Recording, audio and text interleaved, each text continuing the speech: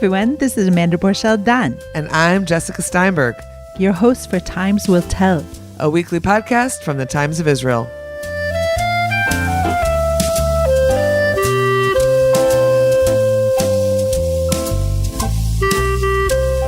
Hi everyone, Amanda Borschel-Dan here. This week on Times Will Tell, I'm speaking with a woman who is quickly becoming one of my favorite authors, Elyssa Friedland.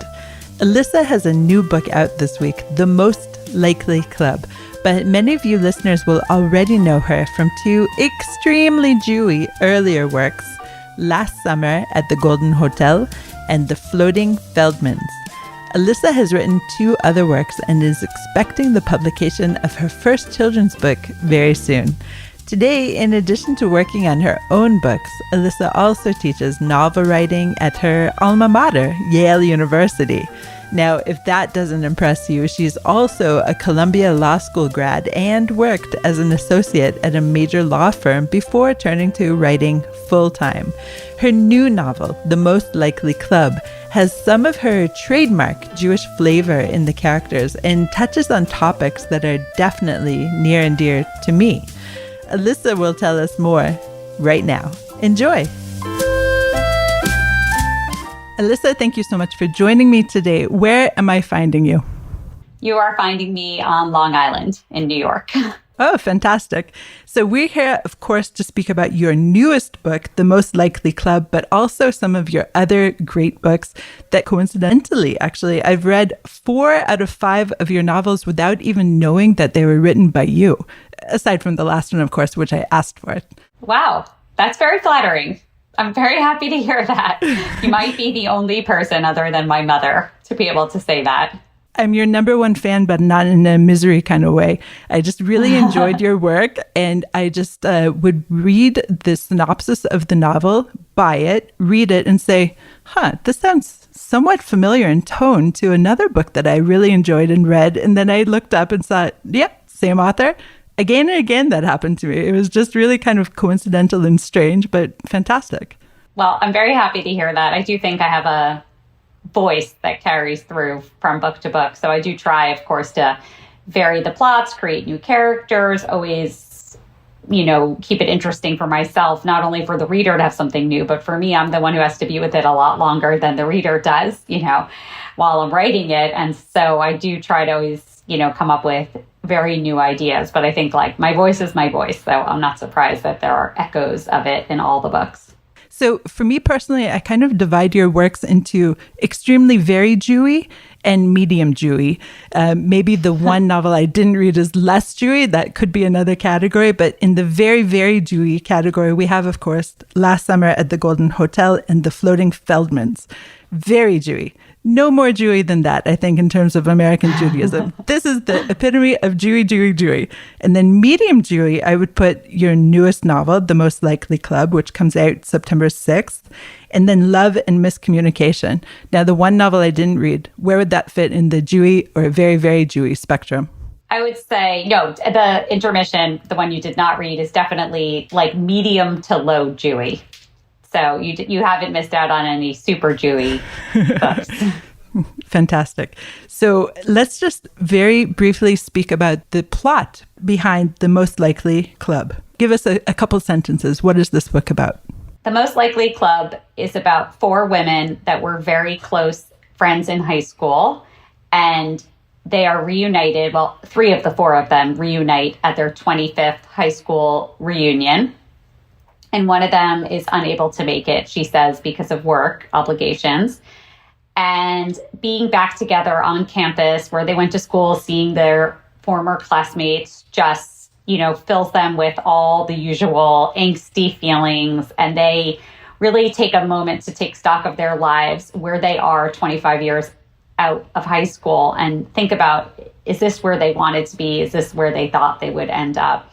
And after, a sort of boozy night of reminiscing and remembering who they once were, they decide to try to make their high school superlatives come true. They're most likelies in the yearbook. And they embark on this plan to actualize some of their dreams from when they were teenagers. And as you can imagine, when you're in your mid-40s, it's difficult to make that kind of life change. And so we follow these women as they try to right the ship of their lives, but of course, are met with all sorts of obstacles. And then the fourth friend, who's not able to make it to the reunion, of course, she folds into the story, and we learn some big surprises about her. And it's really just the story of what it's like, to reach middle age, look back and take stock of where you are and really take time to think about if this is where you want to be and when is it too late to make a change. Not only do I know what you're talking about, I live what you're talking about. I realized suddenly when I was reading this book that my high school reunion will be 30 years in the spring. So yes, I fully grasped all the different dramas and concerns of each of these women. And it really felt like they were all in me, or I was all in them. And when you were writing these characters, did you feel that yourself, that you're splintering off different concerns and challenges of your life as a working mother, wife, professional, and putting it into these four different women? Definitely. I mean, when I think about it, I won't bore your listeners with going into each character and exactly how I'm similar to them, but for sure, there are some that I'm more similar to than others. I would say I'm not a doctor, obviously, I'm a writer, but the doctor character in the book is probably the one that I relate to the most in my day-to-day life, because she and her husband are both working professionals and they have 3 children, just like me and my husband. We have 3 children, and I definitely still do the lion's share of the child. I wouldn't necessarily say like child raising. I think we share that. But I certainly do the lion's share of the camp forms, the health forms, the dentist visits, the selection of camp and after schools. I could go on. And I know many women who are listening to this can relate to that. And so her life, Priya, the character is named in the book, is really similar to mine. She's really overwhelmed. She doesn't quite understand why it has to be this way, like why her husband, who works basically in the same job, they work at the same hospital, is sort of let off scot-free, and he can go out for a run while, she's buried in like uploading, the COVID vaccine cards, essentially, and she just doesn't have a free second to herself. Sometimes when she thinks about what she'd want to do with her free time, she can't even figure it out because she hasn't had free time in so long. And so she's a character that like I really, really relate to in my day-to-day life, although it was fun making her a doctor because it did still let me escape a little bit, because I don't even know that much about the medical profession, and I had to research that, and it kind of let me have a little bit of distance from her so that I didn't like pour every single detail of my life. Like if she had been a writer, that probably would have been a bit too much. So I have a lot in common with her, but the other women too, there's all these different, one character is really fixated on her weight. And I'm definitely someone who, like, if I had a reunion coming up, I would try some crash diet, and I could see myself getting like really obsessed with like how I look when I'm going back to school, which is of course like, not the ideal way to be spending your time and your energy. And the other women as well.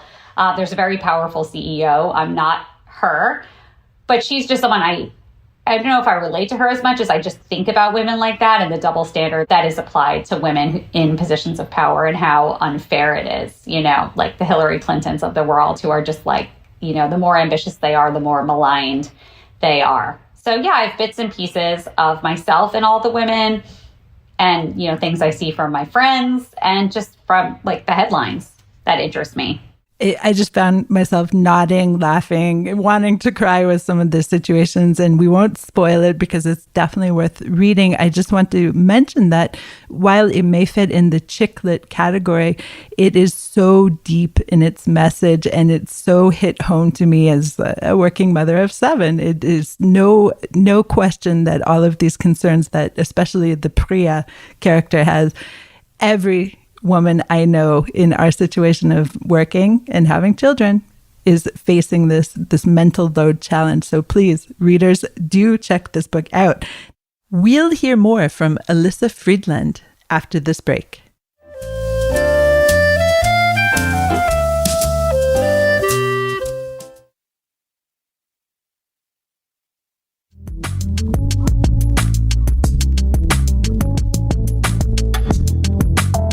Hi, Times Will Tell listeners. We're glad you're with us for Times Will Tell, our weekly Times of Israel podcast.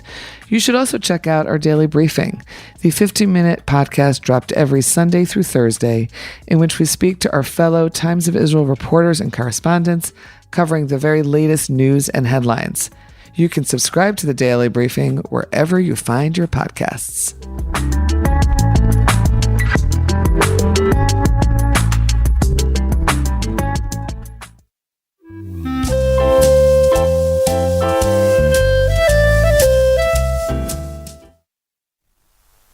And we're back with Elyssa Friedland, the author of The Most Likely Club. Now let's turn to the last summer at the Golden Hotel, which is actually, can I say this, referred to in The Most Likely Club. I loved that. That was fantastic. So tell us briefly, what is this book about? That book is about a hotel in the Catskills. Very much like the hotel in Dirty Dancing, if you can picture Kellerman's. I know that's a movie that basically everyone with a pulse has seen. So it's about a hotel that was once, the place to see and be seen, a thriving enterprise, but it's set in modern times and it's really on its last leg and needs a lot of refurbishment, isn't attracting guests the way it used to. It's co-owned by two Jewish families, of which there are now 3 generations of each family, the Goldmans and the Weingolds. And one member of the Weingold family runs the hotel on a day-to-day basis, and he receives an offer from a casino operator who wants to buy the hotel, tear it down, and put a casino up in its place, which is what happened at the Concord Resort, which is one of the greats in the area. And he calls a family meeting at the hotel, and reluctantly, the 3 generations make their way back to campus. I guess I like a lot of back to campus because that's also the case in the Most Likely Club. But I do think there's something about like everyone, it's like a tempest in a teapot, like you put everyone in one place and just watch what happens. And so these 3 generations come back to the hotel and we learn what's going on in all of their lives.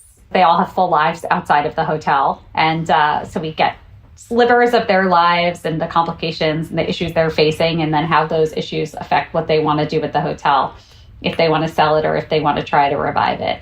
And in some ways, it's really an intergenerational story because the grandchildren who are in their 20s have a lot of ideas about how to make the hotel hip and cool and attract millennials and attract people who are living their lives on social media.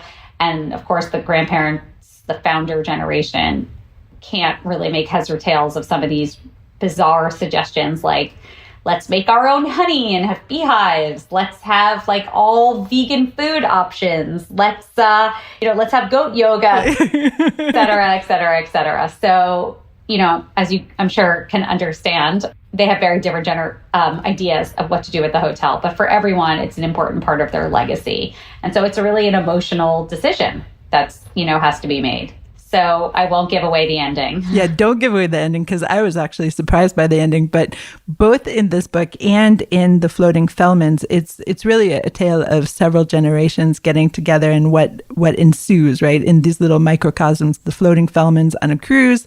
In this case, the other families were at the Golden Hotel. And you are so good at writing the different voices of the different generations. Talk to me about how you capture the voice of a 80-year-old versus how you capture the voice of a 20-something-year-old.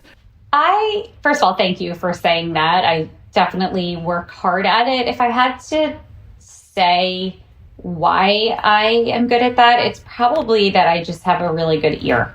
Like when I'm out in the world, first of all, I live in New York City. So living in New York City, just going down the block, like you are just constantly surrounded by people of all different ages, genders, backgrounds. Like I could imagine if I had a more rural existence and I, worked from home in a quiet town and, went for a walk and maybe saw one person in an hour, like it might be a very different experience. Whereas like if I go to buy milk in Manhattan, like I'm just, surrounded by voices. And so I feel really lucky because I have exposure to like a wide range of voices just when I walk down my block. And I think that because I am just like a curious person and I'm always listening, like I am able to absorb like the intonation, the verbiage, the mannerisms. Like I look around and I listen. And that, I think, it helps me channel people that are in a different stage of life than I'm in. And so I just feel really grateful. Like I credit New York City with my ability to channel these voices that are very different than my own. Because otherwise, like, I don't know where else, like, I could say that I get it from. Because yes, do I know older people? Sure. I have parents. I have in-laws. Do I know people in their 20s?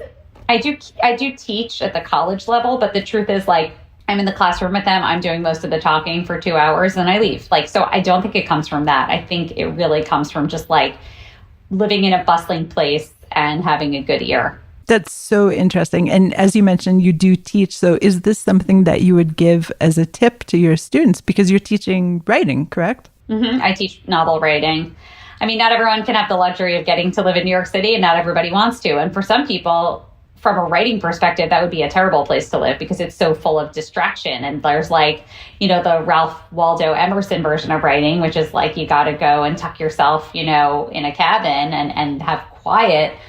And so there are certainly many people who wouldn't get a stitch of work done if they lived in such a bustling place and would like to be off the grid. So I don't know that I would necessarily give that advice, but I would say, like, maybe just see what you're good at. And if you feel like it's a really big stretch for you and it's not coming across as convincing to write like an 82-year-old man, don't write an 82-year-old man. Like, write the person that you feel comfortable writing, that you feel comfortable channeling. And maybe that's someone that's very similar to you. Maybe that's someone that you knew once upon a time very closely in life, or you have some experience with, but you know, you can tell, I think, like, if it's a massive struggle to channel someone else's voice, like, if it's very integral to the story, I would just make it my business to at least find one or two people who can be like an authenticity read. Like, I would, you know, if you're writing an 82-year-old man, find an 82-year-old man, you know, or thereabouts, and have them read it and correct it. I mean, when I was first starting out, even just writing a male voice, my husband would read my work and he would say, like, no man, it wasn't so much no man would say that because I hear what men say. So that part was easy. It was no man would think that. If it was like writing their internal thoughts, he's like, granted, now he's not that, like, you know, he can't speak for all men, but like, he can, you know, maybe speak for a majority of men, or at least tell me that something didn't ring true to him personally. And then it was up to me to decide what to do with that. But like, I don't think there's any reason why someone shouldn't reach out and have someone read the work. I mean, for this book, The Most Likely Club, my publisher hired, you know, people to read the book, to read the characters for an authenticity read, because like, there's, you know, an Asian character, there's a bisexual character, there's an Indian character. Like, I am none of those things. And so they have these authenticity reads done. And I'm so grateful for that. Like, someone to say, like, that's really not the way it works in an, you know, Indian family, or that's not the way I would phrase it. And like, and I really give my publisher a lot of credit, because they said to me, like, you don't have to take any of this. This is for you to absorb and decide what you want to do with, you know, like, barring if there was something very offensive, they would want me to do something about it. But like, it was up to me. And I took like basically almost everything, because I just want to sound as authentic as humanly possible. It's interesting that you talk about wanting to sound authentic in these niche identities of the Indian or the bisexual, et cetera, because at the same time, while they do, to me at least, sound authentic, definitely your Jewish voice sounds authentic, it's always very universal stories that you're writing too. Well, I think that's really true, because like, we're all still people and we all still feel the same things, you know? So you want to maybe be like factually correct about something. Of course you want to be factually correct. You know, if the only Indian food you know is the kind served in a restaurant, and that's never something that's served in an Indian home, like, that's not great, you know? But like, does an Indian 16-year-old girl feel self-conscious in high school? Yeah, so does the Asian girl and the Black girl and the white girl and the Jewish girl. Like, feeling self-conscious when you're 16 in high school is like about as universal as it gets. Like being middle-aged and thinking like, oh my God, how did I end up here? And is this what I want out of life? Again, like it's a privilege to be able to take the time to even think about that. And I do want to acknowledge that, like, not everyone has, the luxury of like making the changes they want to make. But I would say if given the time and the space to think about it, these women are 43. If you ask like any 43-year-old, take an hour of quiet and think about where you are in your life. Is there anything you want to change? I'm pretty sure they'd be able to come up with a couple of things. Who has an hour though, right? No matter what they look like or what their background is. Exactly. After this short break, we'll hear more from Elyssa Friedland, author of Last Summer at the Golden Hotel and the Floating Feldmans. Hi, it's Sarah Tuttle Singer from the Times of Israel. Come join our community and support fast and fair independent journalism.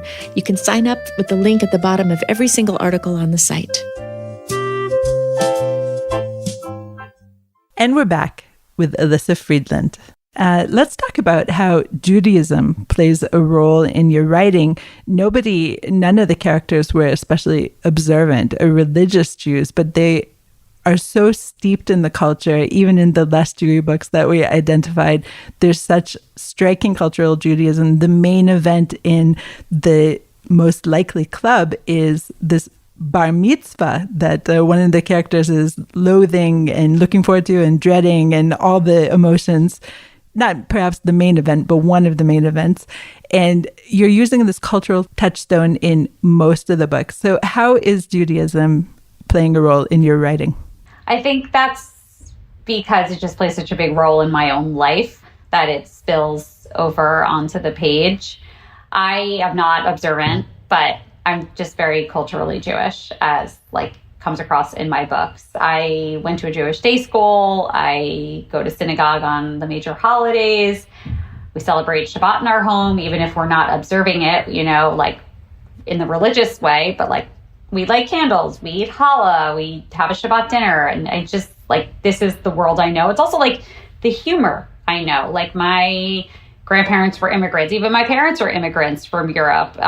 They were born after the war and they came here, from Eastern Europe. And so this like, that's literally the humor that I grew up with, this like sort of very Borscht Belt, Eastern European Jewish humor. And it's just who I am. I feel like I'm just steeped in like Jewish culture from a very early age. And I grew up in a Jewish town. I went to a Jewish camp. I just go on and on and on. So I feel like my Judaism is just like a really big part of who I am. And so then it ends up like becoming a natural part of my writing. Even when I don't set out to write a Jewish book, like I end up like incorporating some of it because I think I just like it and I feel comfortable. Like it's the opposite of needing like the authenticity reads to try to write something different. Like here is like where I'm in my milieu. Like I know what I'm talking about. And that feels good because writing's really hard. And then when I can like write about something that I feel like I know, first of all, I feel like I can push boundaries more because I feel more comfortable. And I could just be more creative and find even more humor because I'm not like first trying to learn about it and then write about it. Like I already know it. So it's just it's a comfortable space for me to be in as a writer. So I find myself returning to it. And have you ever had any kind of anti-Semitic blowback because of this? Zero. Absolutely zero. And I love saying that because it's the honest to God truth.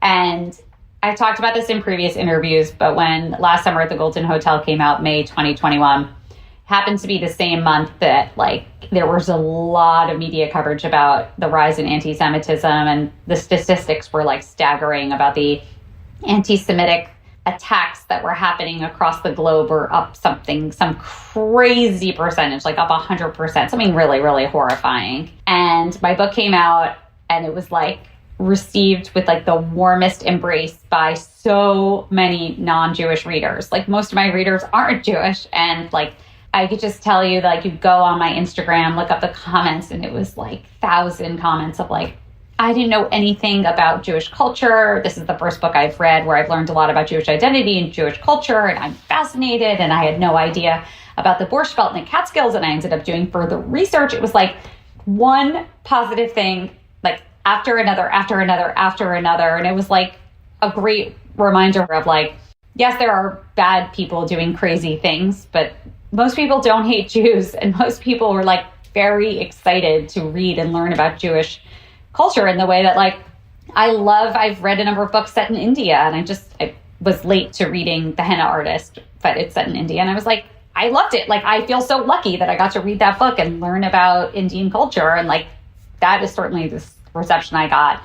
And the book sold well enough and was distributed widely enough that I can honestly say that I never came across, that it means something, that I never came across like a single anti-Semitic reaction. That's really heartening. I wonder about this next novel's reception because it is basically about the inner lives of women of a certain age, my age, essentially. And there's not a lot of empathy for that in American society. There's, of course, the Karen meme. There's all sorts of things of that nature where wow, women can't have it all. Women want to have it all, but suck it up and move on.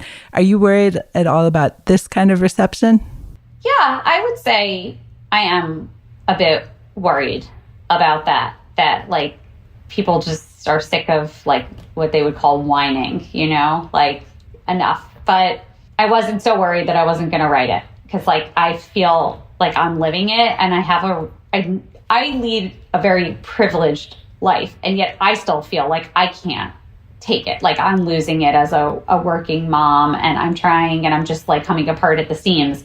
And if I feel it, I can only imagine, people who don't have as much privilege and the luxuries that I have in my life. And so I know that I write from a place of privilege, aware how much worse it is for people who don't have the resources to have a babysitter and, and not have to worry about every doctor bill that comes in. I guess I'm worried, but I don't write only to like, first of all, there's no such thing as like guaranteeing like only favorable reviews or guaranteeing that everybody is going to love your book, because that's just like not this isn't the industry you join if you only want praise. So I think that women, like mostly I'll be read by women.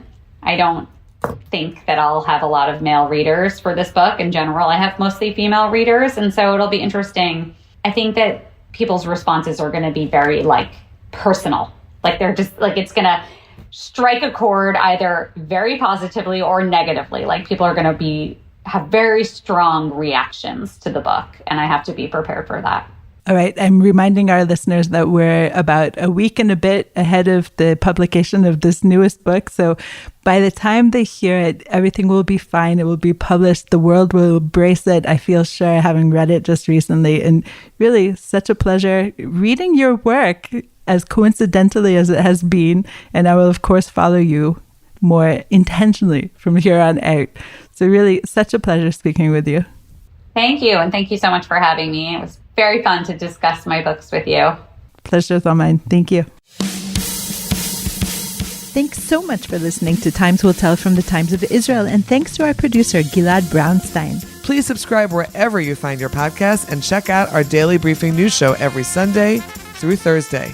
Like what you hear? Consider rating us on Apple Podcasts or Spotify to spread the word. Until next week. Shalom.